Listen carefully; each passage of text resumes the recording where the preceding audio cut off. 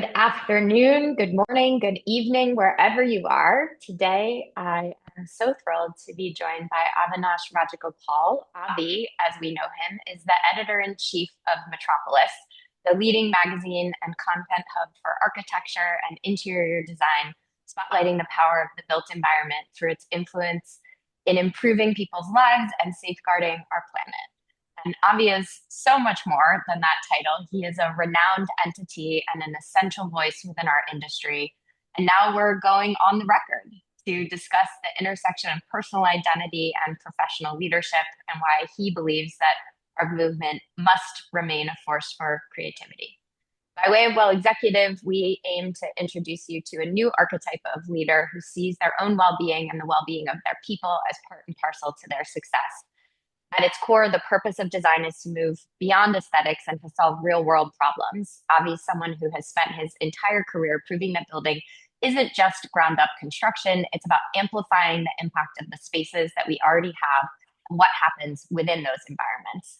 And as someone who's typically on the other side of the interview, asking the questions as opposed to answering them, I'm really excited to turn the tables on you today.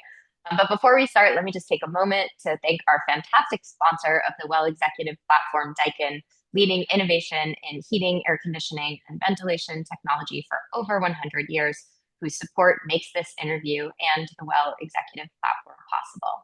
And with that, let's kick things off. Welcome, Avi. Thank you. Thank you so much, Rachel, for having me on today.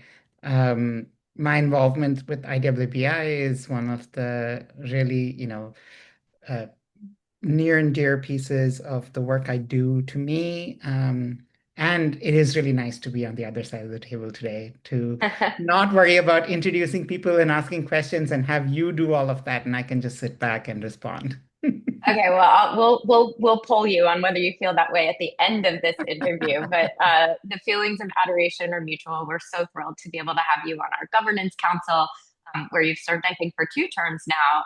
Just your sage guidance means the world to us. And today, people are going to get to hear a little bit more of the kind of wisdom that we get to hear from you on the regular. But before we get into some of the meatier topics of the day, let's start with a series of rapid fire questions just to warm things up. So I'm going to ask you a series of questions and you just fire back with a word or a sentence. For starters, your breakfast of champions. Two egg omelet and whole wheat sourdough bread. Ooh, that's a good one. She Wolf, my favorite in New York City. Have you tried it? It's so good with the sesames. If you could go back to the start of your career, what's one thing you would do differently? Give myself more room to explore and to peek down different avenues. The intentional wandering, I often call it when I talk to young people. Favorite travel hack for road warriors? Uh, Pick your meals, pick the spots you want to go eat at, and then plan your day around that. That's what I do. Amen. Something that people would be surprised to learn about you. I don't know if they'd be surprised, but I'm a huge sci-fi fantasy geek, and especially for those who really care about sci-fi stuff, I'm a big fan of the strain of 60s and 70s anthropological sci-fi. So we're talking, Ursula Le Guin, Samuel Delany, of course, Octavia Butler, that whole tradition. Yeah. Wow. Okay. Well, we got to set up a play date with you and my 3-year-old because he just discovered Star Wars and he is obsessed. But obviously, you could give him a much broader exposure. I'm realizing this is great. Okay. How about your wake up song or your morning ritual? Morning ritual for me is walking my dog. I spend most days starting with a 1 hour walk with my dog, and that's just really important. Walk through the neighborhood, listen to my podcast or a book, pay attention to her, and that's just the best way to start my day. That 3 words that people might use to describe you as a boss, or for that matter, as an editor. Friendly, I hope. Mhm, Um, mhm, Decisive, also, I hope. Um, and encouraging. nice. Yeah. Decisive, not you hope. Yeah, How decisive. about advice that you would offer your younger self? Uh, to be more flexible with my expectations of myself, and allow myself more room to explore again. I think that's, Mhm. Mhm. How about a quote or a mantra that you live by? oh, uh, I, I may often make this joke. I'm going to be an Indian quoting Gandhi, which is, groundbreaking, like florals in spring. But there's enough in the world for everyone's need, but not enough for everyone's greed. Mm. Best job title you've ever had or honorific?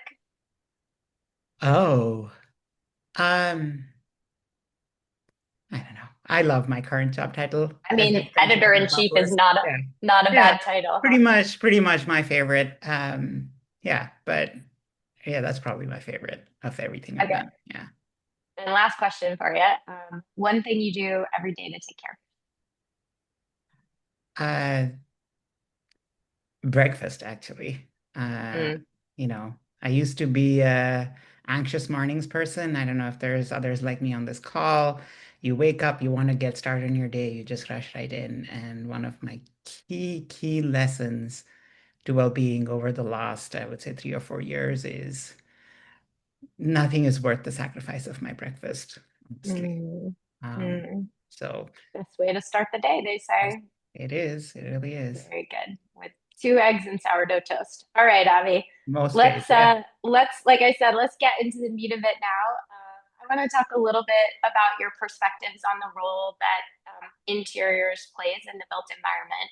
Um, the built environment is all encompassing and it's interconnected, but you've said oftentimes that dots don't get connected on the critical role of interiors. And you've also said that the true environmental imperative moving forward is to build fewer ground up buildings and to work more with the building stock that we already have. So, in your view, that means more and more building activity shifts to interior renovations. It just makes environmental and economic sense. Tell us a little bit about why you think it's so critical for built environment professionals to start thinking systemically about interiors as a front line of environmental health. Yeah, you said it, Rachel, but I'll just outline it once again super quickly, just as a setup. Um, we all know the built environment accounts for about 40% of the world's carbon emissions. We are the second largest consumer of plastics, and plastics are the second largest, demand for fossil fuels after energy, right? And so, uh, the building industry, just even if I'm to come at it just from the point of view of sustainability, which I'll just choose as an arbitrary starting point, you can start with anything, is really consequential. I like to remind people buildings are, kind of the most complex things we make as human beings, right? And we put a lot of resources into it. The building industry generates a lot of economic growth, a lot of jobs. It's also the platform on which a lot of our economy runs, a lot of our society and culture runs. So buildings, I don't need to say this, buildings are really, really important. But when we look at, when we say built environment or buildings, right? Typically we're thinking about, what you said, ground up construction. People digging in the ground, putting in foundations, building new buildings. But if you really look at the indicators of, where is the majority of activity in the building industry, we're often surprised by how much work is not putting up new buildings, but rather refreshing existing buildings and, kind of doing new interiors in buildings that already exist, right? I mean, anybody who works in the real estate world knows this, right? Right. Most of our bread and butter is from the turnover of leases, right? And this shows up in some really interesting ways. Over the life of a building, it's interior renovations will probably account for about a quarter of all the carbon emissions that that building is ever responsible for, right? And then if you extrapolate to the fact that the building industry is about 40% of the world's carbon emissions, that means interiors are about a tenth of the world's carbon emissions. And we don't think of it that way because interiors activity doesn't happen like, big construction activity. It doesn't happen, huge, amassing and corralling of resources every, 20 years. It happens as small projects, every 5 years, 3 years, 2 years, right? And so those small things add up. That's the big thing here, just from a sustainability point of view. And then when you think about it from a human experience point of view, I like to remind sustainability people that, changing the concrete mix in the foundations of a building, I'm sure has, yeah, and it does have a huge impact on, overall carbon emissions and resource use in a building. But nobody walks through the door is ever going to really know, right? It's not something that impacts human experience. Whereas interiors are what you touch, you feel, you experience day in and day out. The other thing I like to say is that interiors are the way that the built environment deals with change, right? So as society shifts, as trends move, as we come up with new preferences for how we want to live and how we want to, or new necessities in terms of how we take care of our loved ones, the interiors of our spaces are the things we change, right? So interiors are with us through our lives, right? They are the story of our lives in a way, writ through building materials and chairs and lights and carpet and curtains and drapes, right? And so we've long discounted interiors. So if you look at, the major building certification, whole building certification models from a sustainability point of view, interiors are not often a very big part of how buildings earn credits on that. If you look at how we do carbon analysis for buildings, most carbon analysis models don't even take that interior churn of materials into consideration. So it's just a big gap in how we think about the Yeah. built environment. We think about the built environment as construction. We don't think of it as renovation. But Mm, mm, over the mm. last several years, that's definitely changed. For most architecture firms in the United States, renovation work, interiors work, retrofit work is hovering around half of all the money they make, right? Yeah. And so it's becoming more and more serious. And then looking forward, as you said, because buildings are so costly to build in terms of money, in terms of carbon, in terms of human resources, more and more we're going to start to see cities saying, well, you need to give us a really good reason why you want to pull down this old building and put a new one in its place, right? And It's instead, what almost we like a prefer, reversal. We've been right, incentivizing new construction. Now right. we're starting to actually disincentivize it. Disincentivize new construction. I mean, construction as an activity will still happen, but it's going to involve smaller scale activity, not so much, build new buildings now. Like for instance, in the UK, London is definitely considering, some policy and legislation around this where, any building demolition needs to go through a really stringent approval process. That's going to happen all over the world. It's not to say new construction is not going to happen. I mean, all the time we're opening new land up for development. We're opening up new neighborhoods. Neighborhoods change their character and require new development, in order to kind of go into their next phase or whatever. So I'm not saying there's going to be no new construction, but we have to be really thoughtful about where new construction happens. And yes, from an Yeah. ecological point of view, the more sensible thing is to focus on what we do inside buildings, not just how we put buildings up. Yeah, and I mean, you've said oftentimes designers have a hard time connecting those dots or helping to explain their contributions to the whole, whether that is, related to meeting carbon goals or sustainability more broadly, or even communicating the value that they deliver beyond aesthetics. That was a point that Cheryl Durst also made in our last Well Executive webcast. So what do you think are the different ways in which big we, I guess, can be helping designers to have, I guess, more of a vocabulary or have more fluency to be able to communicate that value and their contribution to the bigger picture to prospective clients, and in particular, like the critical role that they're going to play in meeting goals related to sustainability? I'll try not to give us too long of a history lesson here, but just painting broad strokes, right? The interior design as a profession, really comes from a longer tradition of, what we used to think of as decorators, right? And that deep in history, right?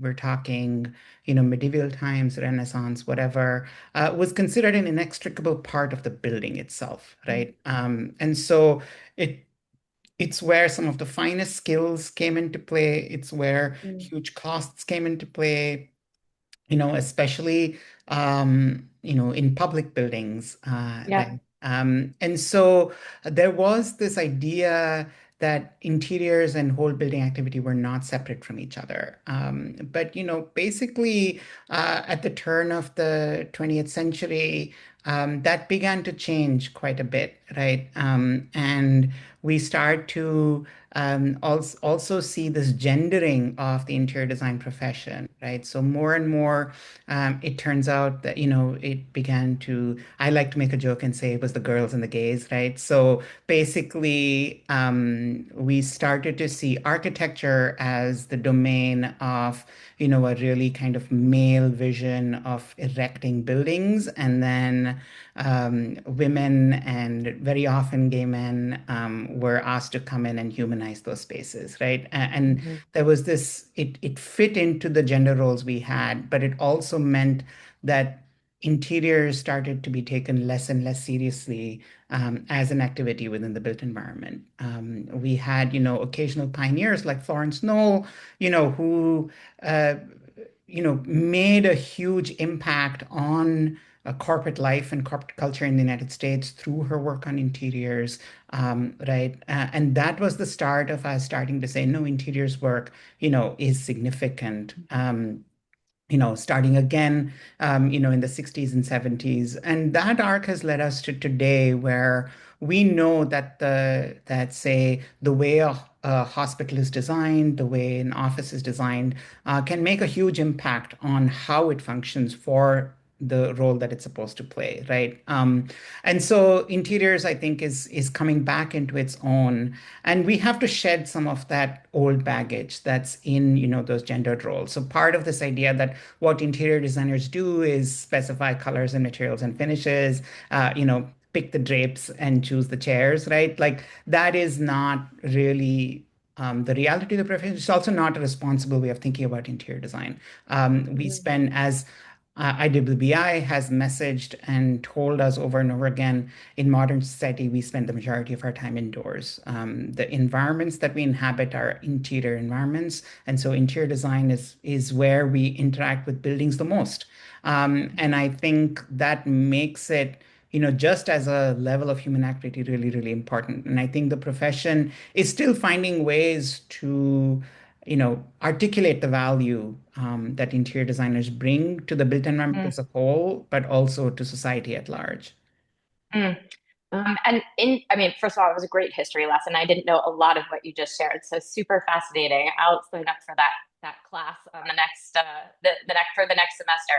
Um, Interiors also have a massive impact, and you've referred to this as well in shaping human health and outcomes related to people's well-being.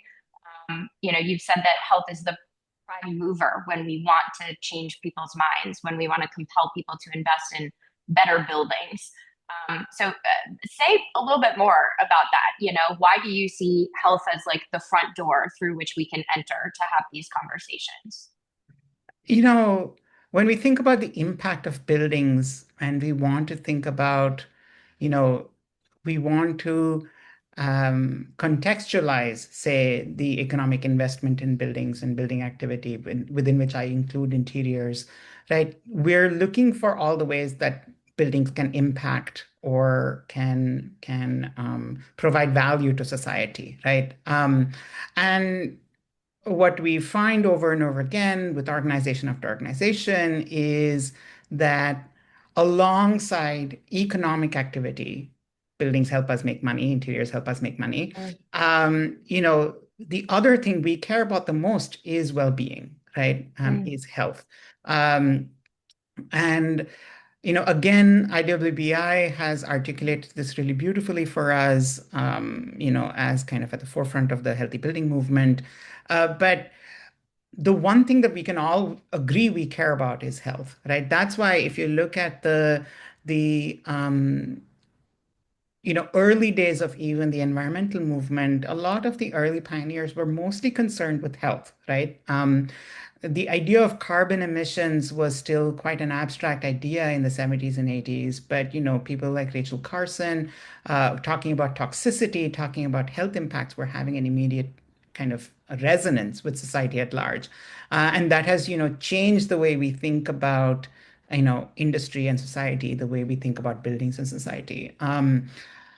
Today, again, I think, um, and I speak, again, as somebody who's very involved in the environmental movement, in sustainability within the built environment. Metropolis has been, a big advocate of that for years. But what we're finding more and more is that, simply talking about the efficiency of buildings. So a lot of early sustainability work was couched in terms of energy efficiency, right? Optimization, efficiency. These move people's minds to some degree, but they don't move people's hearts, right? And beautiful. so Yeah. what people care about is, as a societal value, is health. Nobody can argue that, we need to have a healthier society and healthier people. And so what I think coming to bear is that health has become the umbrella within which we think about the broader impact of the built environment. So Mhm. whether that be the health of individuals who occupy buildings, so individual human health, um, or it's the health of the communities who are in the supply chain of buildings, so communities who manufacture materials for buildings, who live next to construction sites, who live next to waste sites, and so on. Or whether we're thinking about the broader impact in terms of what the built environment enables, in the larger ecosystem. So are buildings taking Yeah. more water than they should? Are buildings putting out more, toxic materials than they should, whether in their operation or in their construction?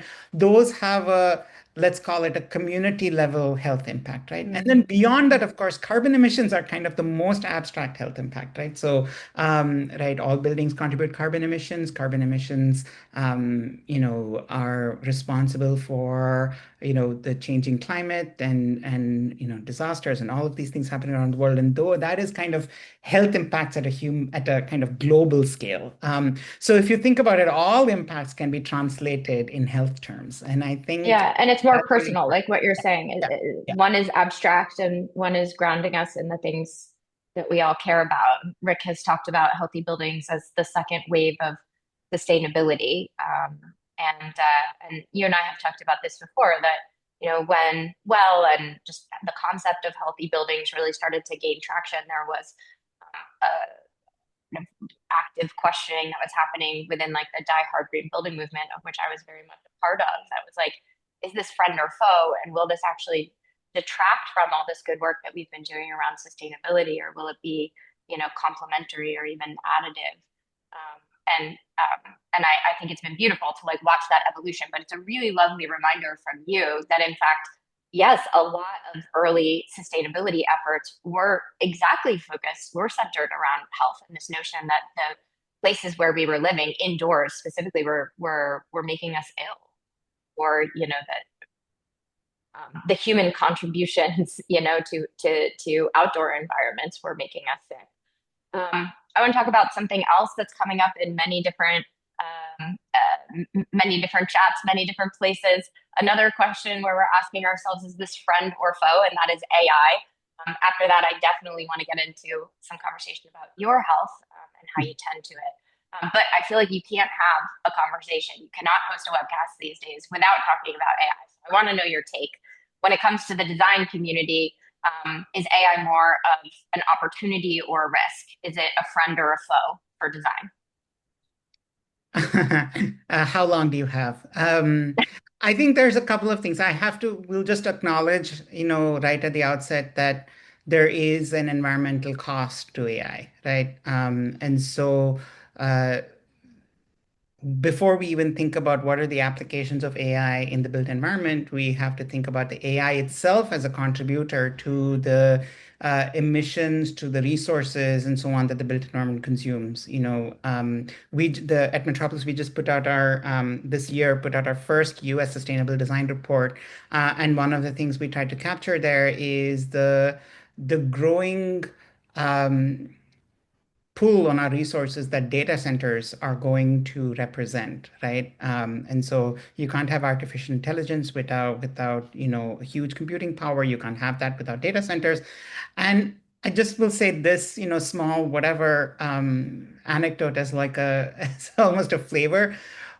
At the moment, some of the large, like, IT companies, tech companies are talking about putting mini nuclear reactors into data centers in order to provide the energy that data centers need, right? That's the latest wave of investment is in small modular reactors, right? So that's the scale of energy need we're talking about, and we do have to, we have to keep that in mind. So I think in that context, we have to ask what is the use of AI that's worth that pull on our planet's resources, right? And the other thing that Metropolis has been holding some conversations around AI in the built environment, especially on AI and interior design, and you know we have to remind ourselves that machine learning models were originally created, right, as really ways of building code, right? They were machines that would help us build more machines in terms of software, right? Um, they were not intended or they were not built to do creative tasks. So creative, interpretation of the world is still a long shot for most AI programs. And so the question becomes what instead of reaching for a future where, or fearing a future where AI takes over design agency, I think the question is how can we use AI within our processes today in order to make our processes better? In the report, for instance, we focused on a bunch of AI tools that are already embedded within analysis and decision-making software that architects and designers use in small ways and large ways, right? Thinking about heat and climatic conditions in cities, right? Which is a large, systemic, complex thing for us to grapple with, and AI can help us do that in ways that help us take better decisions for our individual buildings. So there's lots of ways that AI can be used, I think, as a tool to help us take better decisions in the built environment. And I think that's what we should focus on. And I see huge Mm-hmm. potential there. Yeah. Yeah, I mean, I appreciate that hopeful outlook. And I also do feel like we're short shrifting the role that we have as designers and not just like interior designers or architects, but also urban designers, for instance. When we think about data centers, you and I have talked about this a little bit that like I heard a stat recently, and I don't know the geography that this is tied to, but something like 50% of data center permitting approvals are held up because they lack a social license to operate in their communities. So there is this like necessary, sort of confrontation of, what is the data center doing to support the needs of the community and not drain it of its vital resources. That has to be navigated. Like that is a mandate in order for us to keep up the pace of construction of data centers in order to support the growth of AI.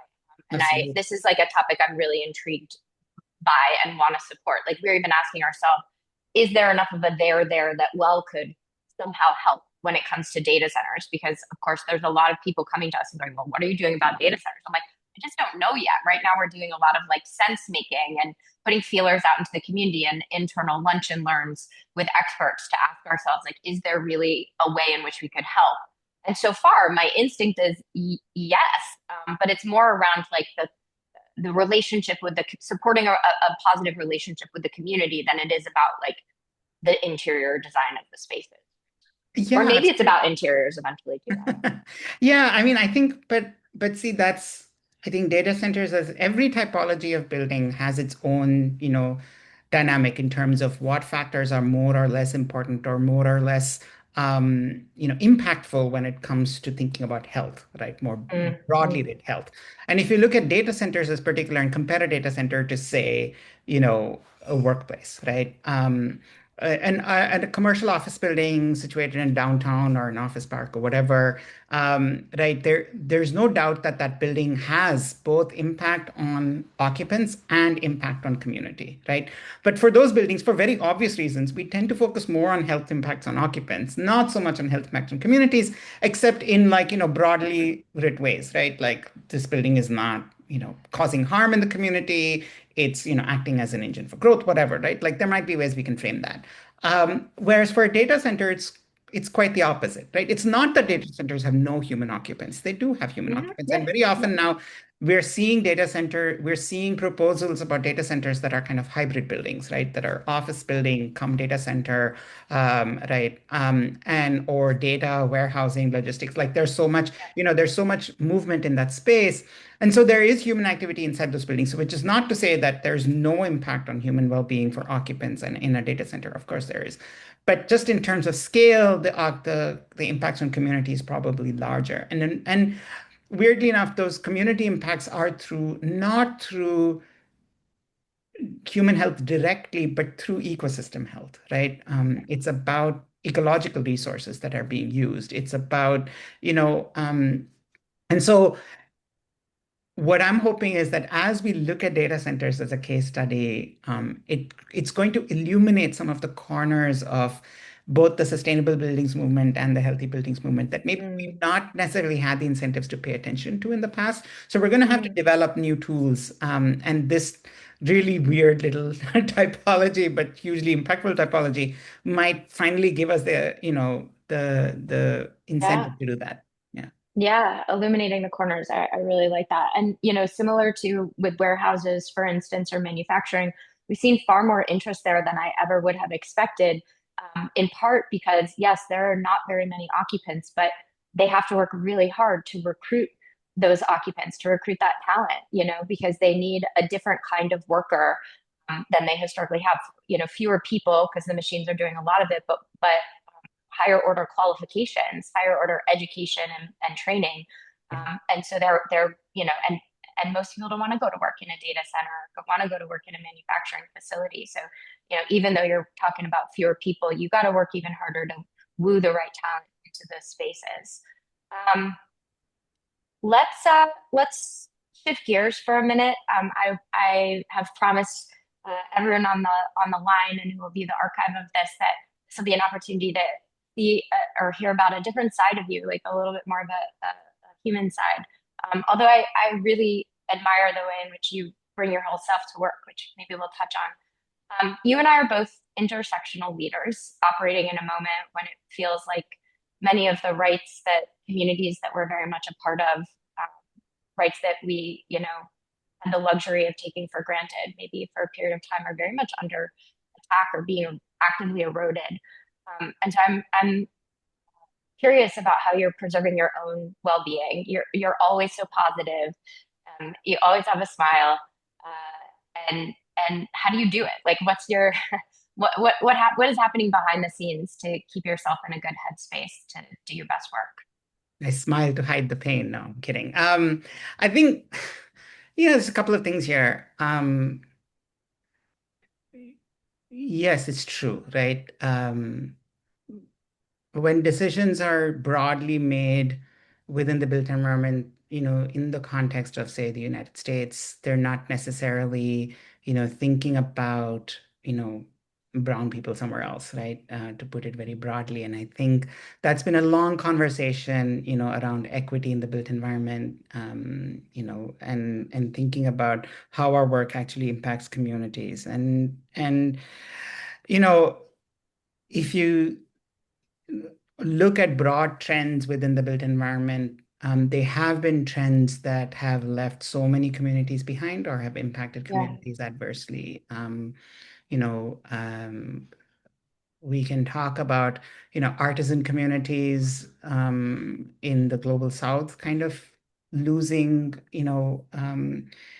agency in the built environment there. I mean, we're seeing a resurgence of artisanship and craft in Indian buildings, but certainly when I was growing up in the 90s, it was quite the opposite. The aspirational buildings were glass and steel, right? Not buildings that were crafted out of local materials and made by local artisans and builders. So,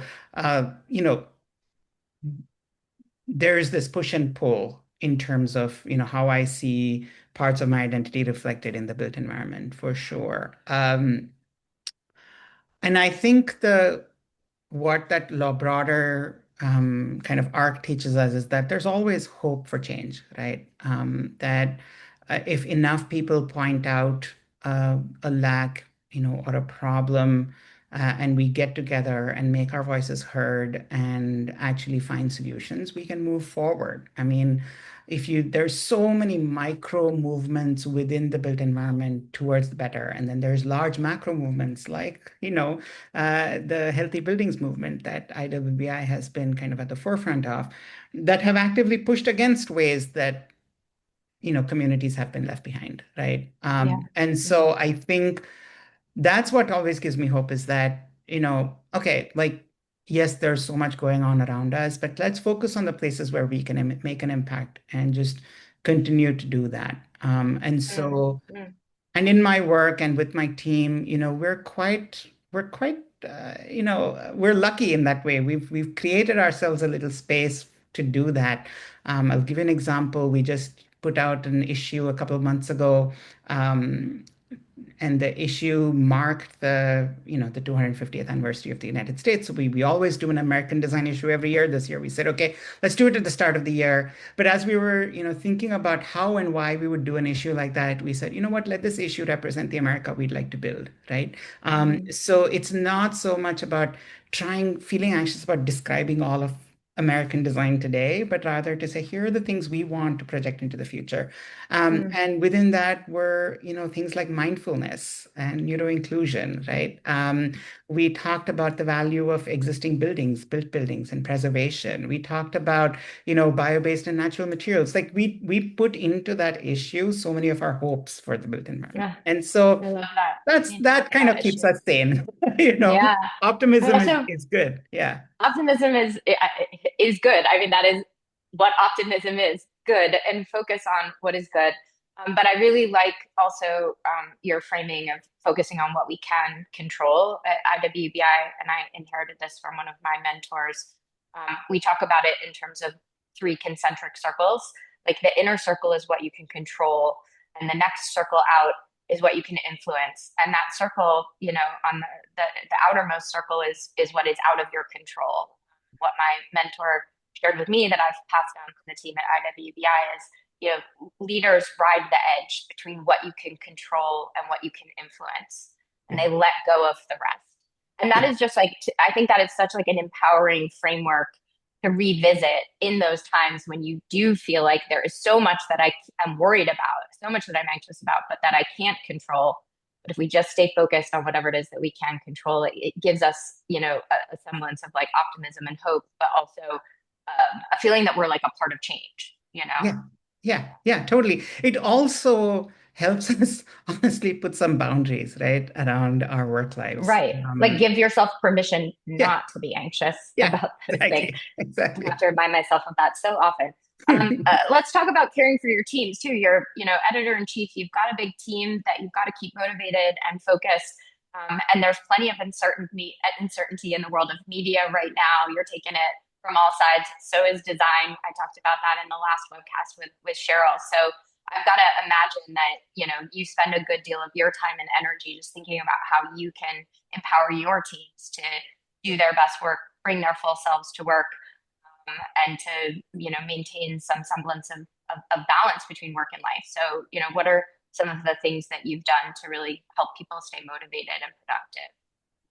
Yeah, that's always a work in progress with teams, of course. And to me, I've found that, when your team changes, that dynamic changes along with them. So very Mm, much, the attitudes and the identities and the kind of perspectives that team members bring to the team also has a huge impact on how a team sets its boundaries and balance these things out. But I think first of all, I would say what we just talked about, right? Like focus on the things that you can influence and that you can control, and that's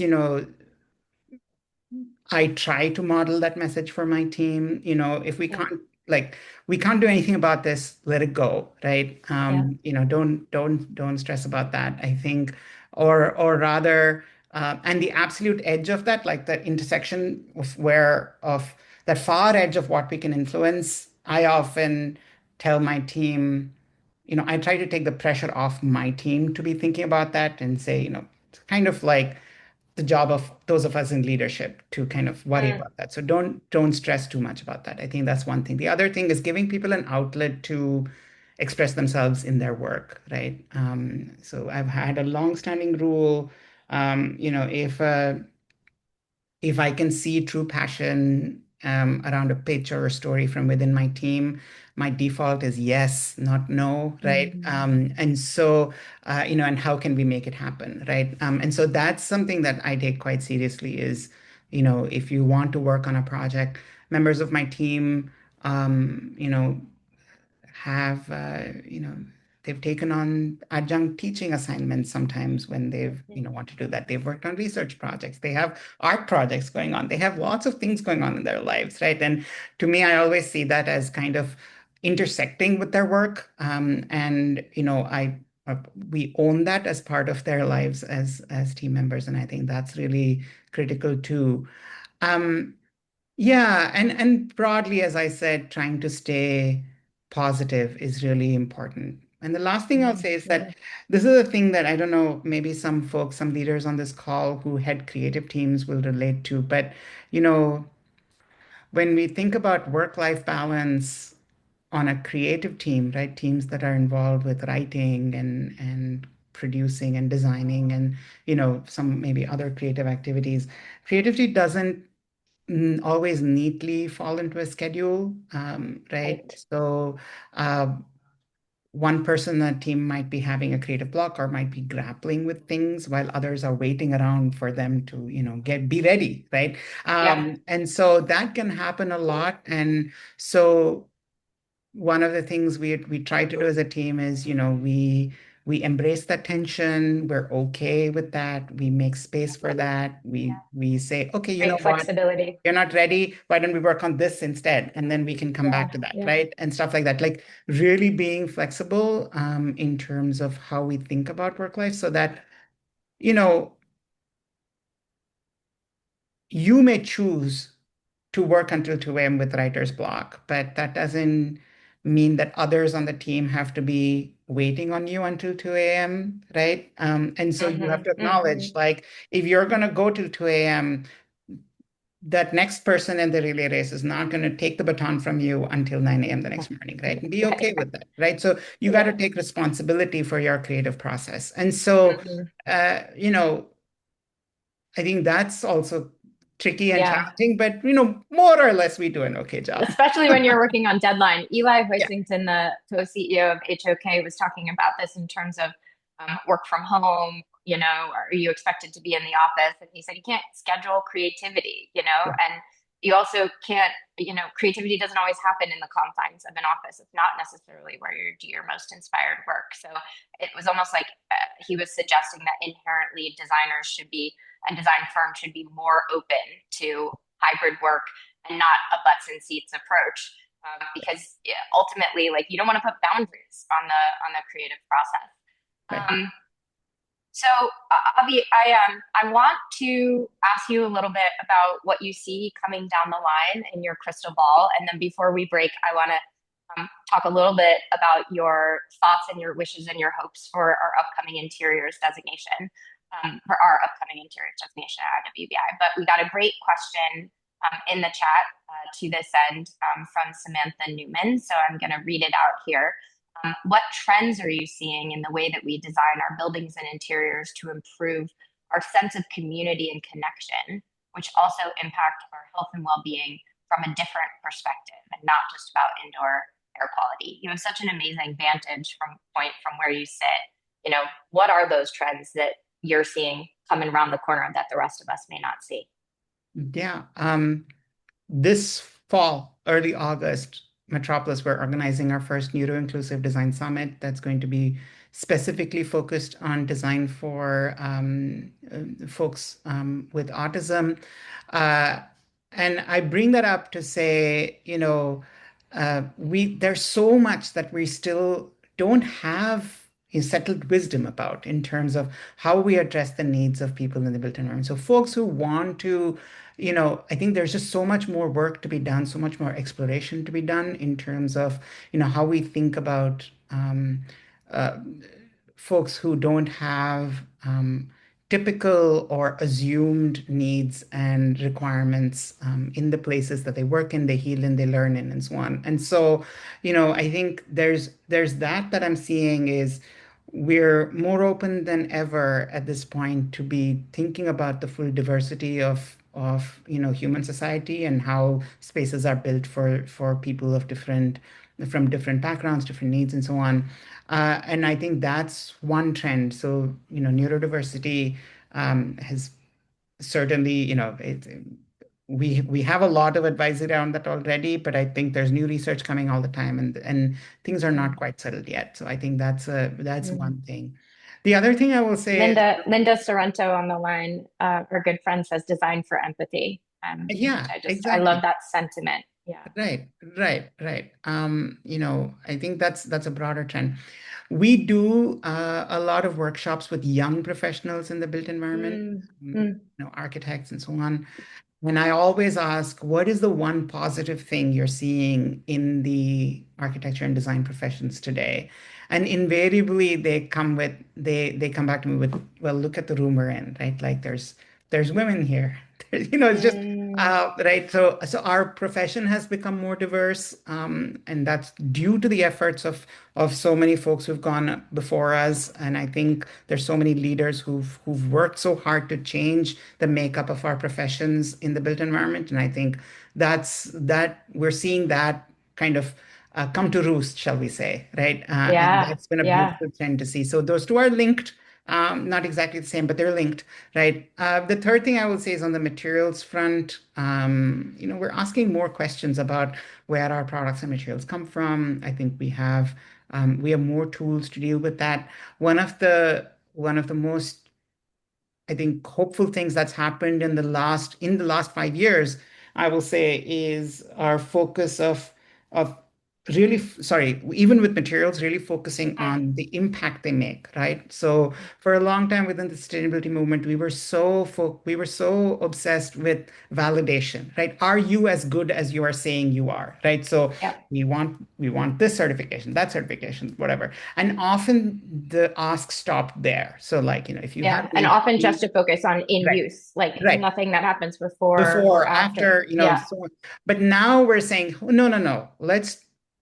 You have a certification that's good, but we need to translate that certification to impact, right? So Yep. what impact is your material making? I care about indoor air quality. I don't care about whether the chair has BIFMA level 3 or the floor Right. has indoor advantage goal.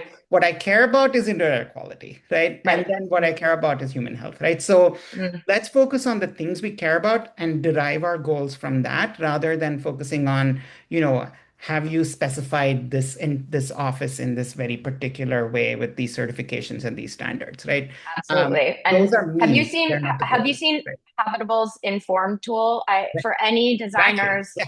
on the line, I highly recommend you take a look at it. It's a free tool. Full disclosure, I sit on the board, but you're going to see it pop up in the new version of Well as an integrative design tool that we want to incentivize people to use. And what I love about Informed is, first of all, it's holistic. It's looking at like the sum total of impact, like you're saying, on everything from supply chain to the people doing the installing to what it actually looks like in use and end of life, but also that it doesn't focus on specific products. It focuses on product categories and it targets earlier decision making, so that because by the time you've already selected a particular product category, you might be choosing between worse and worser. Yeah.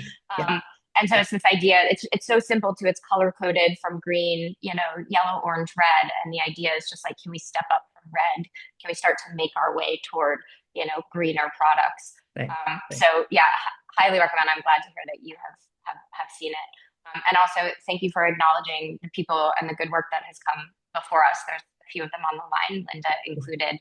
Mhm. One of Whitney Austin Gray, our head of research's favorite quote these days is, "Someone is sitting in the shade today because someone planted a seed a long time ago." So Warren I Buffett. love that. I love that. Um, Yeah. but I feel that all the time, just like that Yeah. we're standing on the shoulders of giants, some of gathered here today. Okay, Avi, last line of questioning from me, um, and that has to do with the new interiors offering that we're developing at IWBI. I was telling you earlier that I feel like as we've gone around and had various convenings that IIDA and other leading organizations have helped us to pull together with practitioners asking them, what do you want from this rating? What can it help you to do? How does it uphold or affirm your goals as a designer? That I've also felt like it's a little bit of an apologies tour, because even though I feel like we should be natural bedfellows well in the design community, like we both have this objective of elevating the human experience inside in particular, that we haven't had a product that's like a perfect fit for a lot of interiors projects. So you've been such a sage advisor for us in the development of our new interiors designation. What are some of your hopes for what it can do, and some things that you're looking forward to? I'm gonna steal your mental model of, like, there's a circle of things that you control Mm, and then a circle of things you influence.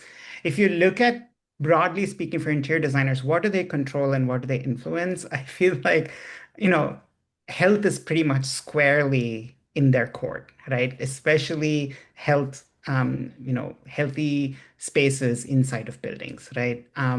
There's not, there's a there are decisions, right, that the whole building architects can take to influence the health of buildings inside the building. But then the fine grain is always going to come from the interiors community, right? And so I think one is for us to like, this is I'm hoping that this will form the basis of really, doubling down on the value that interiors have within the broader built environment. It'll help us, it'll give us a way to articulate that. It'll give us a way to validate that. And I think that's really important, right?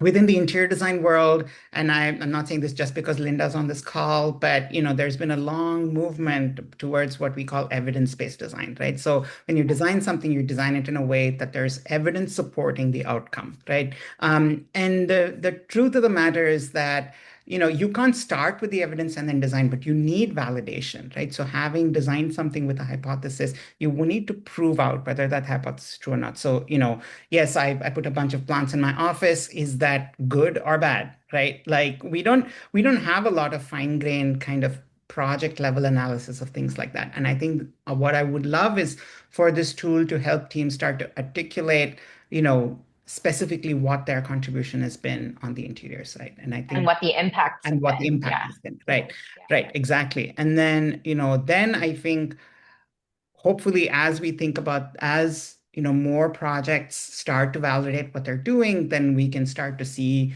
some larger patterns in what is the role of interiors within all the decisions that we make in the built environment. And I think that would be really amazing. So I'm super, super excited for the interiors rating. So excited.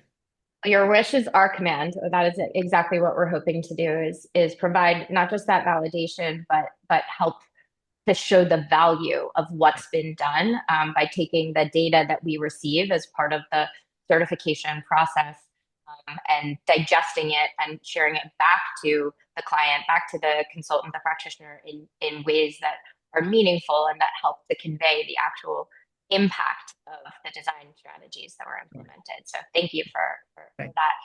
I said it was my last question, but it's not our last question, because we had one more terrific question get posed in the chat. This one's from Julie Marlowe.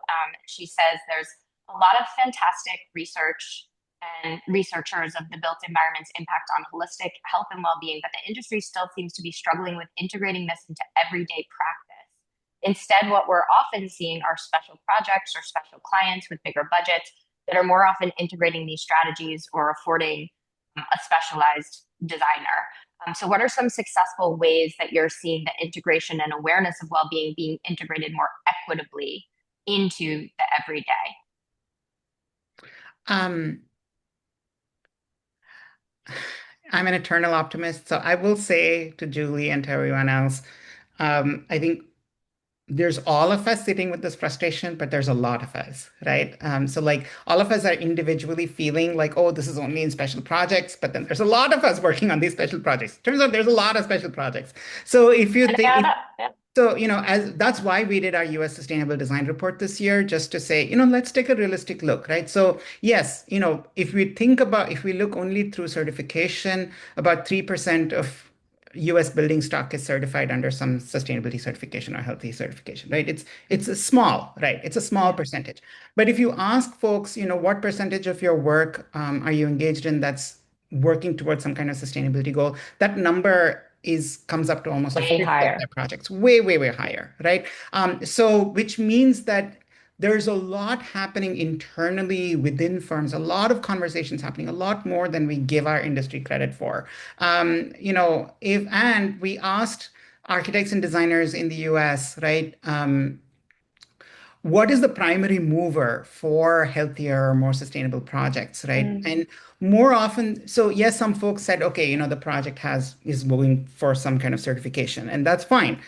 But almost a third of folks said that it was because of internal standards their firm had set, right? Or it Mm. was because of something in their client's, standards manual, right? So while we're yearning for every project to be, well, platinum, whatever, whatever. We risk ignoring all the good that's happening in small ways across many projects, right? And so there is market transformation already happening. I do Mm. think, there's opportunity, obviously, always for us to be doing better. I think there's especially IWBI has focused on some areas where we typically don't get to integrate wellness, affordable housing, for instance, right? The work y'all did with Enterprise Green, right? Or thinking about private residences, so well residential, right? I think there's just so much, there's ways in which we can, the frontier is to bring these perspectives into sectors where the incentives haven't quite aligned yet, and folks are finding it hard to do the work. And I think there's a lot of scope for that. I think the interior design pledge for positive impact, we're in conversations to see, how we can kind of instrumentalize that in some way. Mm. I think we need a movement around interiors for impact more broadly, right? The really refocusing interiors work around the impact that we can make on people, on communities, on organizations, on industries, and on the world. I think there's definitely more to be done there, Julie, for sure. So I wouldn't lose hope and say that awareness around health and well-being is only on special projects. It's actually there's more Creeping in. than you Yeah. realize. But at the same Yeah. time, yes, we do need to lift that up. We need to make it visible. We need to reach folks in sectors who aren't able to bring that into their work yet. We need to bring more people into the fold for sure. But I think that's a really important framing around the work of market transformation. Like I've often said to our team, we're not in the business of giving away plaques and seals. We're in the business of transforming the market. And that means that even projects that are well like or well ish or well esque are a step in that direction. So it's a really nice reminder that there is integration that's starting to happen. And that certifications, like well, can be a driver for that integration, even if it's not something that we're able to always have a direct line of sight to. So thank you for that, Abby. Thank you for all your amazing insights today. I feel like we could have another hour. I'm always just love to hear what's on your mind and all of your, just your beautiful outlook on what's happening in the world of design and where we're going. So thank you for being here. Really appreciate it. And Thank to you. everybody on the line, thank you for joining us. We hope you'll tune in for our next Well Executive webcast, which will feature another one of our esteemed Governance Council members exploring how they take care of their people, their stakeholders, and most importantly, themselves. And we'll be announcing our next interview and date very soon. So stay tuned. And until then, we wish you well. And thank you again, Abby, for everything. Thank you. Thank you so much. And thank you all for joining us today.